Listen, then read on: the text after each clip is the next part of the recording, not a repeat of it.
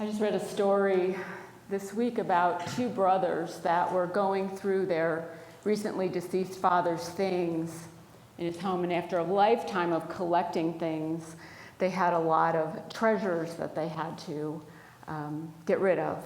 And there was a familiar Norman Rockwell print that they didn't know when they took it off the wall. Behind it was the original Norman Rockwell painting.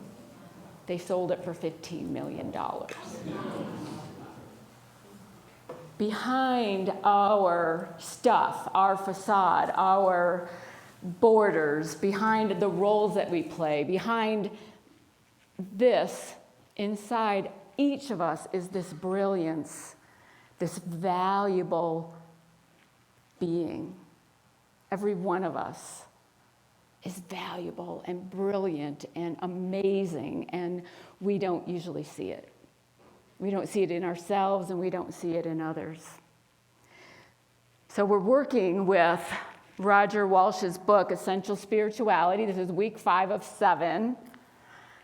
And this part is all about seeing with spiritual eyes, awakening our spiritual vision, seeing from a broader perspective, waking up to that broader perspective that sees the divine, sees the brilliant, sees the sacred in everything, and requires us to really expand our perceptions, to see with a bigger lens.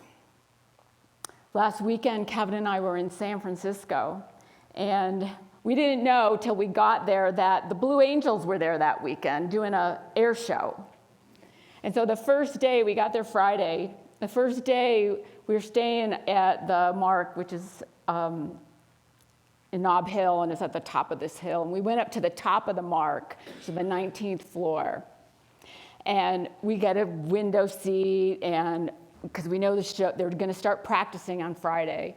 And the first thing we see is this United plane, like this United huge jet, just going very slowly over San Francisco Bay. Like, what the heck? Is this an air show like United? Well, we didn't know. But then the Blue Angels came, and all we had was this view from the window. We didn't see them coming. All of a sudden, they'd be, going right by us.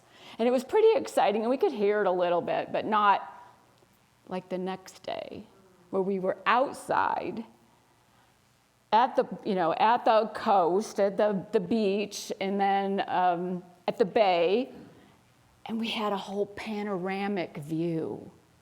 And they were amazing, and we could see them coming and going, and it was loud, and they were fast, and we had a whole different perspective of the air show than we did the first day just looking out a window. That's how many of us see our lives. We're just looking through a window. We're not seeing the whole big picture. We're not getting a whole big panoramic view. It's a way different experience when we open our eyes, when we stay awake. Life can seem so cruel, so violent, so hard. And it can seem so exciting and glorious. It all depends on how we're looking at it. It all depends on the lens that we're seeing through. It depends on how big our window is. We are the creators of our own experience, and we create our experience with our thoughts. That is one of Unity's basic principles, our third principle. We change our experience of life with the thoughts that we hold. It can feel like the world is falling apart. It can feel like we've got the whole world on our shoulders. And there is a lot going on.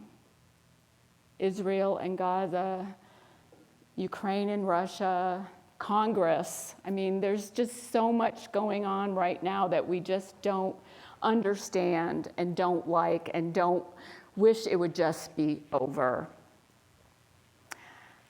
Yesterday, we had a prayer chaplain retreat here. We hosted it. There was 30 from, I think, representing maybe 5 different spiritual centers. Yeah, it was awesome. And at 10 o'clock, if any of you have follow James Twyman, he did a meditation at 10 o'clock yesterday, our time, prayer for peace global, and he was in Israel. And so we paused at 10 for 5 minutes or so and just paused for peace. We can make a big difference with our consciousness. One person can make a big difference. It begins with us. All conflict starts in our consciousness. And so when we see conflict out in the world, it's a good invitation to look within. What conflict is going on within us? What conflicts are we having with other people? Or just with ourselves? It's a great invitation to expand, to see with spiritual eyes, to see from a broader perspective. Roger Walsh says, what we see outside us reflects what is inside us. If we're seeing conflict, we can ask ourselves, what conflict is going on in my mind? And how can I reconcile that conflict? What can I do? What is mine to do in this? We influence others around us, who influence others around them, who influence others around them. So one person opening their eyes and waking up and seeing the brilliance in themselves can make a huge difference. It can expand and expand and expand. We don't even know the ripple effects. It starts with us. Yesterday was also the solar eclipse. How many watched the solar eclipse? Yeah, the glasses. Yeah, we watched it here from the prayer chaplain retreat. And I didn't know this. Our facilitator, Penny, said that the solar eclipse is always with a new moon. And the prayer chaplain retreat was all about new beginnings. And so a new moon, you think about a new moon we can't see in the sky. It's like blank. And isn't that how life is when we're shining brightly and then some challenge comes along, we don't even see it coming, and it's covering up our brightness, or it appears to be. What was interesting yesterday is we went outside. I'm going to show that picture. I just thought it was cute, like we're looking at aliens or something. That was in the middle of it. Everybody's got their glasses on. I lost my train of thought. We're looking at this eclipse. Okay, where was I going with that?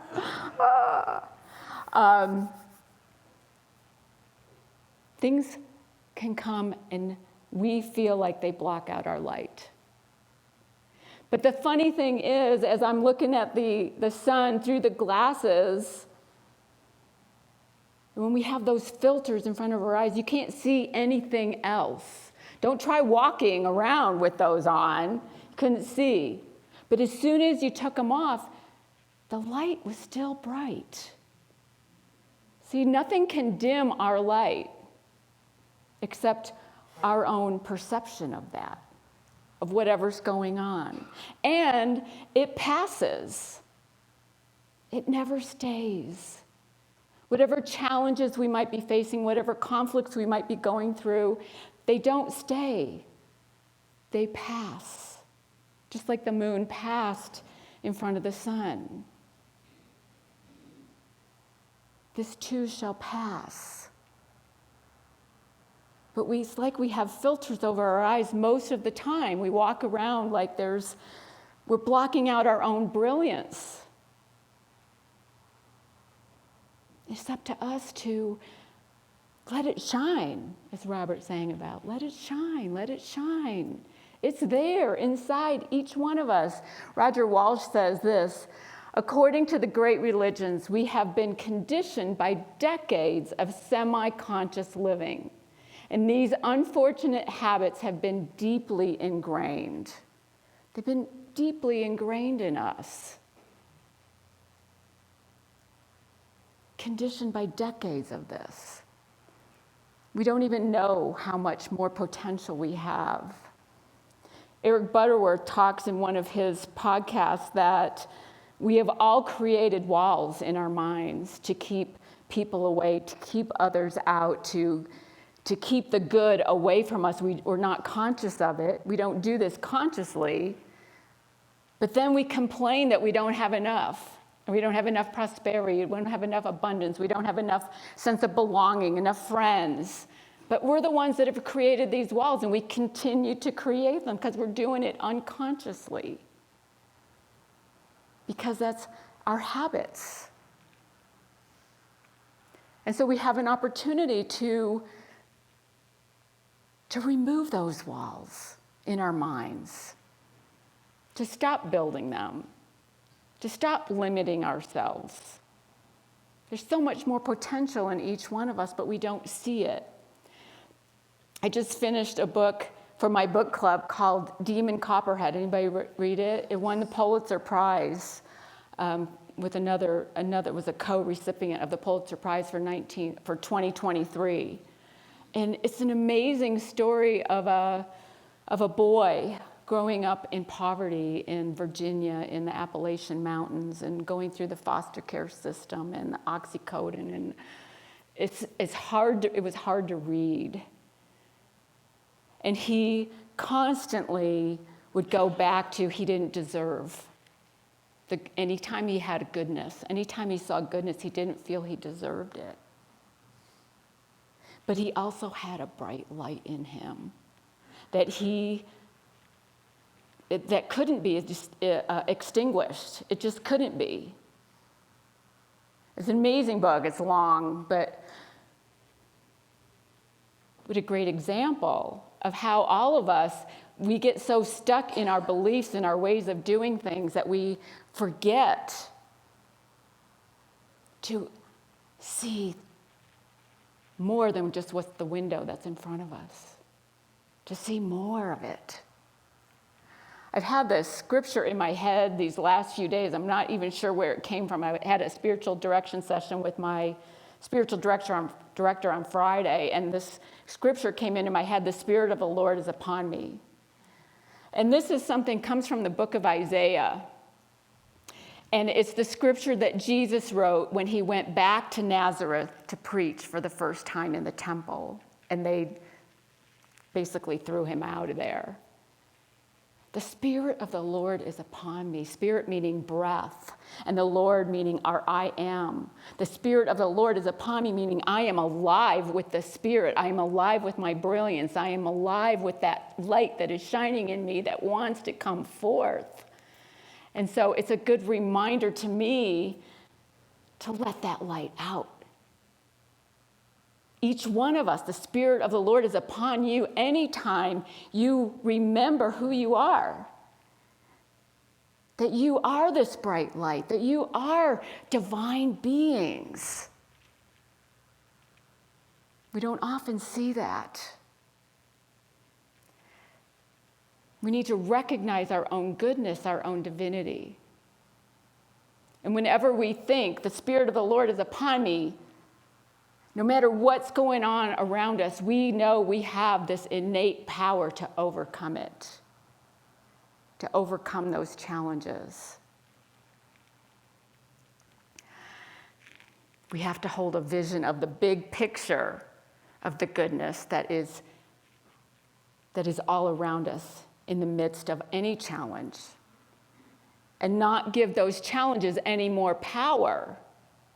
We say in unity, there's one power, one presence, God the good. Goodness is the only power. Evil, hatred, violence has no power except the power we give it.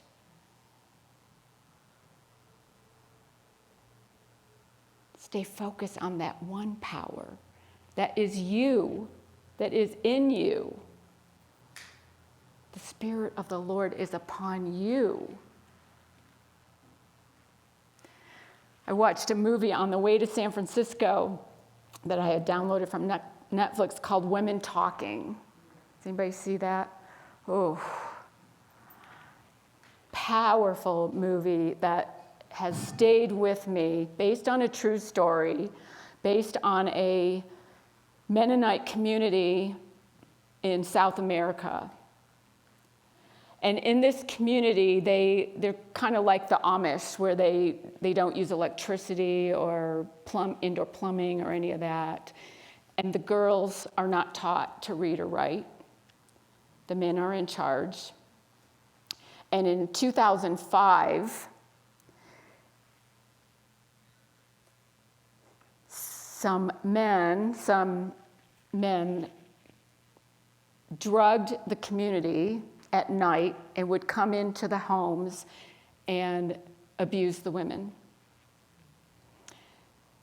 And the men in this community didn't believe them. Even though they were bruised, they were bloody, they kind of felt like they were drugged when they woke up. And this went on for 4 years until one of the girls saw the guy and saw him and saw him racing out, and they caught him.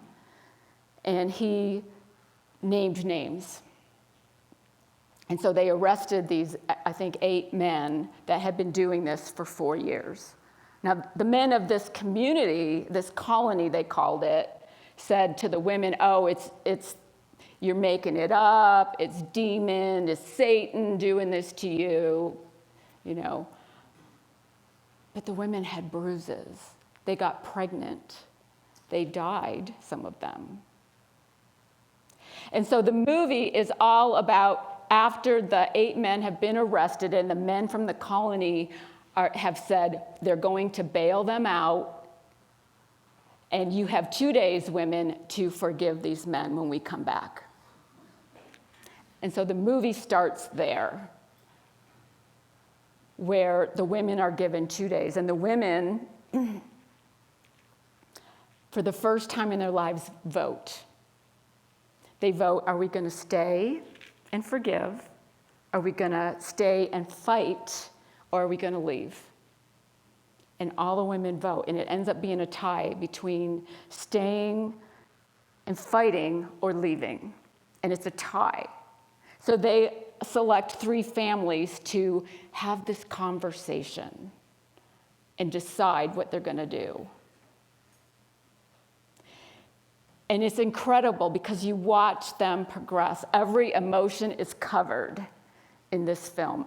Every emotion that we go through as human beings. And the ones that did not agree with this thought that they should stay and forgive because that is what we're here to do. We're here to forgive. They ended up leaving the conversation because they weren't getting their way and they couldn't see it any other way. They were going to be shunned from the kingdom of heaven if they didn't forgive. That's how they saw it.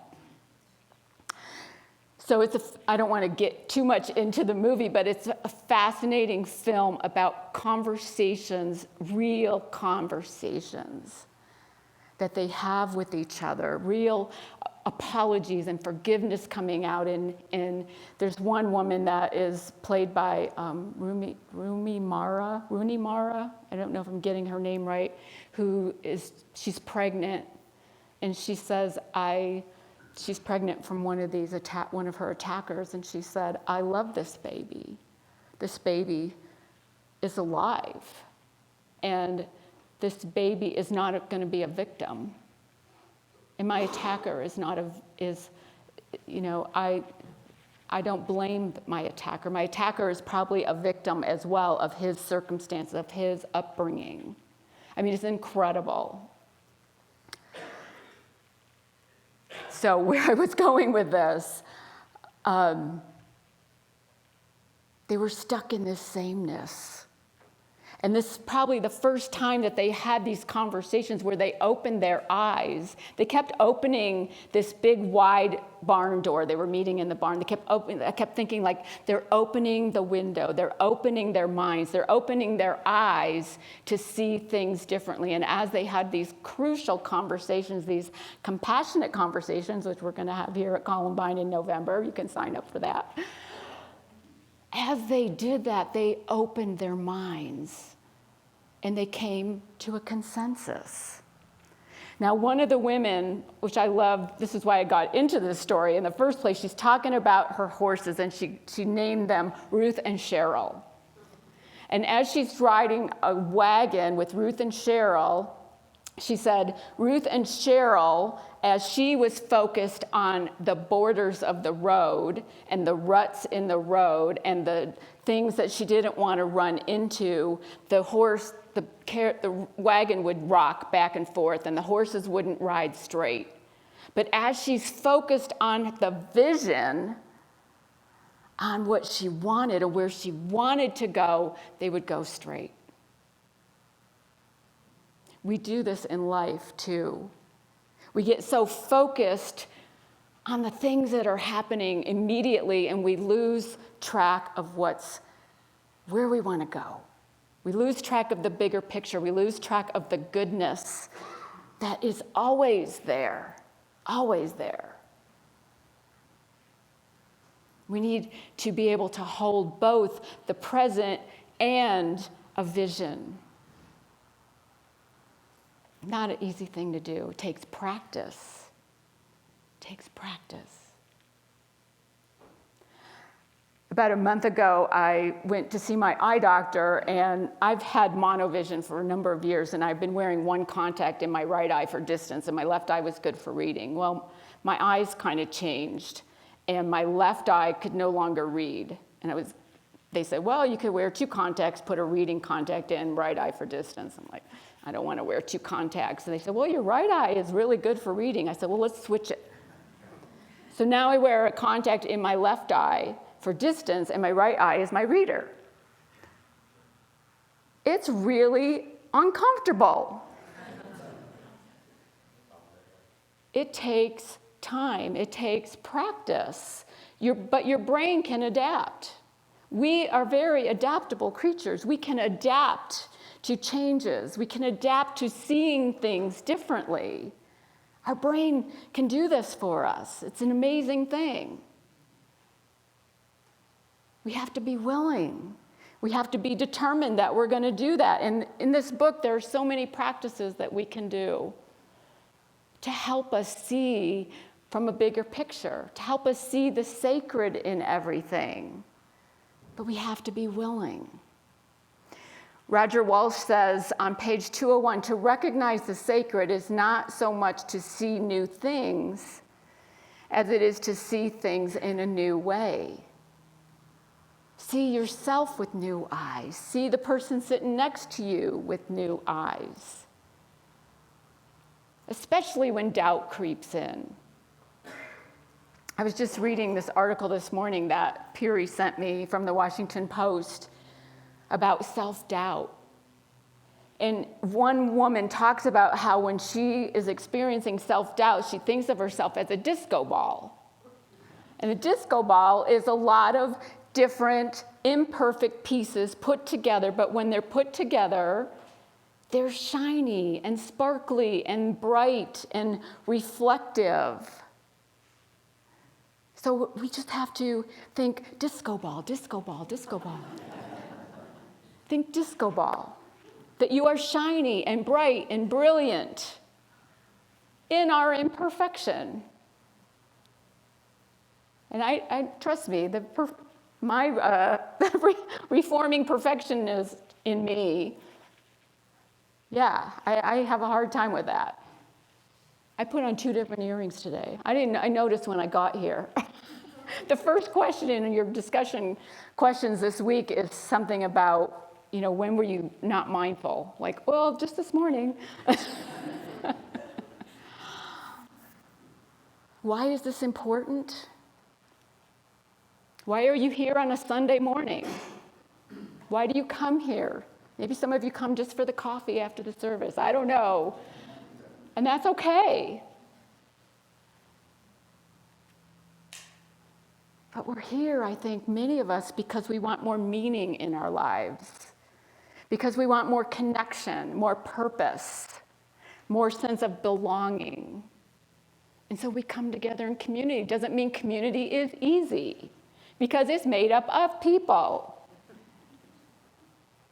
But if we can start seeing the brilliance in ourselves with all of our imperfections, then maybe we can start seeing the brilliance in the person sitting next to us, on either side, in front, behind, because it's there. It's there. The Spirit of the Lord is upon you. What are you seeing? What are you willing to see? Yesterday, we had this time of sharing in the retreat, and one of the women, her name is Justine Talley, she wrote a poem. And we were journaling after, was it after the eclipse? Yeah, it was after the eclipse. And she wrote this poem that I want to leave you with because it was just beautiful. Crescent new moon in the long span of darkened space. The borders of our divisions become invisible and disappear. The universe cannot see the separations that are imagined, but instead sees as one indivisible world, humanity. Isn't that beautiful? We stop seeing the borders and we just see the one. That's our invitation. So go forth and see with new eyes. Namaste. Peace be with you.